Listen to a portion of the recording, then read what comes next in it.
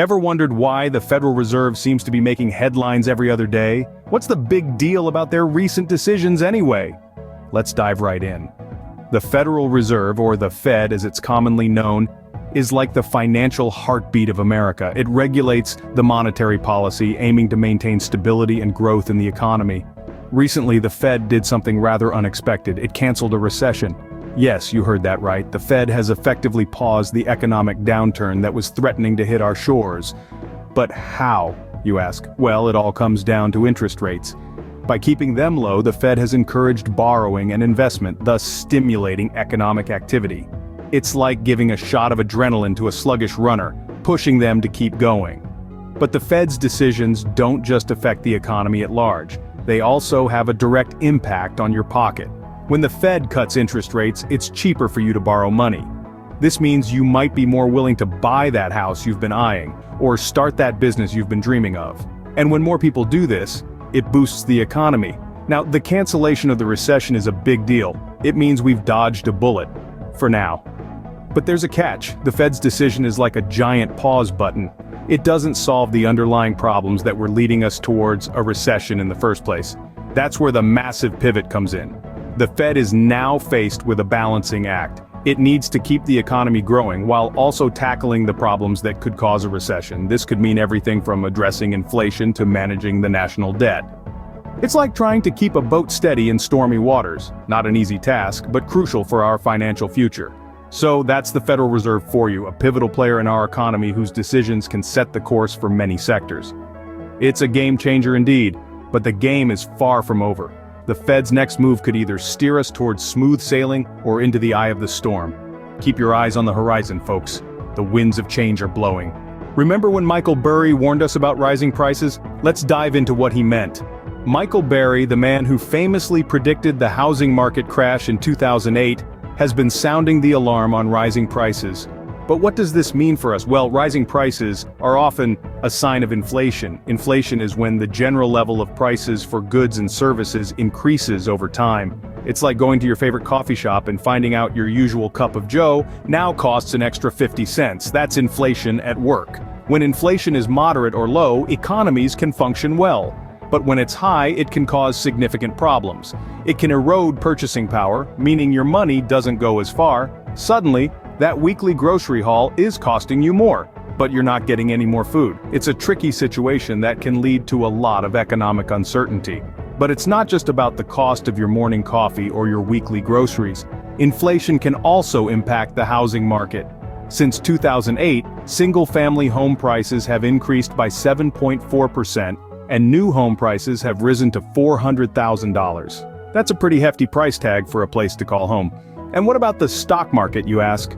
Well, it's been breaking all-time records, and a significant part of that is due to advancements in artificial intelligence, or AI. But as economist Larry Summers warns, we could be on the brink of an AI bubble. A bubble that, if it bursts, could have significant repercussions for investors and the broader economy. So why are prices rising? There are a few factors at play here, but a key one is the Federal Reserve's decision to keep interest rates low. This encourages borrowing and spending, which can push up prices. But the Fed's chairman, Jerome Powell, has indicated he won't be decreasing rates anytime soon. As Burry warned, rising prices can be a sign of economic trouble. But what's causing these price hikes? Well, stay tuned as we delve deeper into this in the next scene. AI is everywhere these days, but could this be leading us to an AI bubble? Artificial intelligence, or AI, is becoming a cornerstone of our modern economy. It's reshaping industries from healthcare to finance, and it's even driving the stock market to record-breaking heights. But could all this rapid growth and reliance on AI be pointing us towards an AI bubble? A bubble, in economic terms, is when the price of an asset, in this case AI technology, exceeds its intrinsic value. It's a phenomenon often driven by exuberant market behavior, and historically, it has led to devastating crashes. This is a concern raised by none other than Larry Summers, a former U.S. Treasury Secretary. Summers warns that we could be nearing an AI bubble, a situation where the hype around AI and its potential drives prices to unsustainable levels. But why would this happen? Well, when investors see the potential for high returns, they tend to pour money into that area. This influx of capital can inflate the prices of AI stocks and technology, creating a bubble. And we're already seeing signs of this. The stock market is breaking all-time records largely thanks to AI. Companies across the board are integrating AI into their operations, driving up their stock prices. Tech giants like Alphabet, Amazon, and Microsoft are investing billions into AI research and development, further fueling this trend. This is great news for investors in the short term. These soaring prices mean higher returns, but if we're in a bubble, these good times could come crashing down. When the bubble bursts, the overinflated prices would plummet, potentially leading to a market crash. Of course, predicting the exact timing of a bubble burst is notoriously difficult, but we should be mindful of the risks. So while AI is driving the stock market to record highs, it could also be leading us towards a bubble. A double-edged sword indeed. Ever wondered why your dream home seems to be getting more expensive by the day? Let's take a closer look at what's been happening in the housing market over the last decade or so. The increase in home prices has been a significant trend in recent years, but this isn't a random occurrence. It's a result of a complex interplay of several economic factors.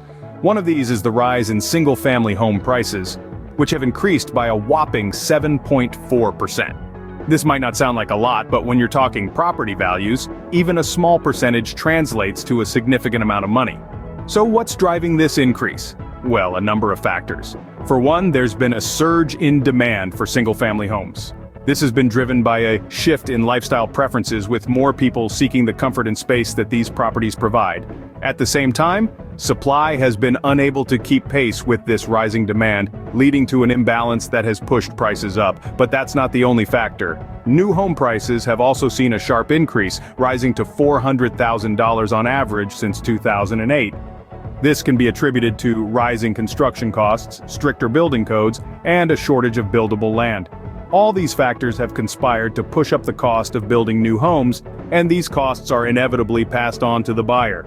The impact of these trends can be felt by everyone, from the first-time home buyer to the seasoned investor.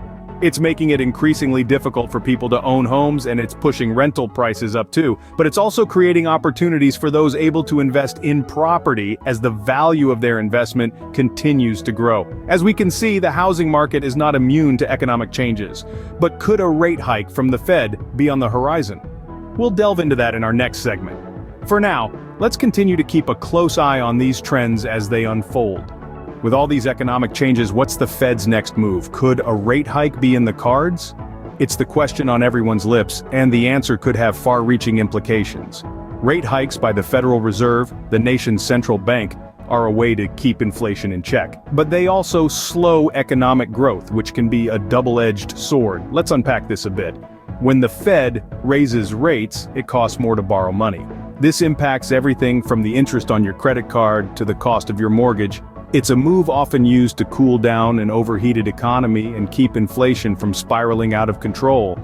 But what does this mean in the context of our current economic climate? We've seen single-family home prices increase by 7.4%, with new home prices soaring to $400,000 since 2008. We've seen warnings of rising prices from the likes of Michael Burry and Larry Summers, who point to the potential of an AI bubble. In a world where the stock market is breaking all-time records due in part to AI, the implications of a rate hike are significant. It could potentially burst this AI bubble, leading to a market correction or even a crash. On the other hand, it could help to bring down those soaring home prices, making housing more affordable for the average person. But will the Fed actually pull the trigger on a rate hike? It's a delicate balancing act.